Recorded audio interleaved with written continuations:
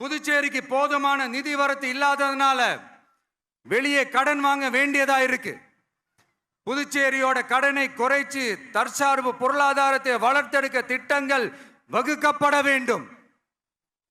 மாநில அந்தஸ்து வாங்கினா மட்டும் போதாது இல்லையா, தொழில் வளர்ச்சியும் தேவையாச்சே. புதுச்சேரி தென்னிந்தியாவின் முன்னணி இண்டஸ்ட்ரியல் ஹப்பாக மாற்ற எல்லா முயற்சிகளும் எடுக்க வேண்டும். இந்திய அளவில் ரேஷன் கடைகளே இல்லாத மாநிலம் புதுச்சேரி தான்.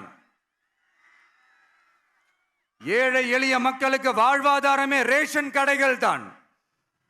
மற்ற மாநிலங்கள்ல இருக்கிற மாதிரி இங்கேயும் அரிசி, சர்க்கரை, பருப்பு, கோதுமை, எண்ணெய்னு அனைத்து பொருட்களும் வழங்கும் முறை சீராக்கப்பட வேண்டும். கடைசியா மீன்பிடிக்க செல்லும் காரைக்கால் மீனவர்களை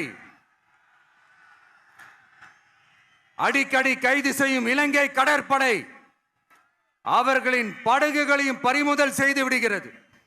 அதனால் நீண்ட போராட்டங்களுக்கு பிறகு அவர்கள் விடுவிக்கப்பட்டாலும் படகுகள் கிடைக்காததால் படு மோசமான நிலைக்கு தள்ளப்படுகின்றனர். இந்த நிலை மாற வேண்டும்.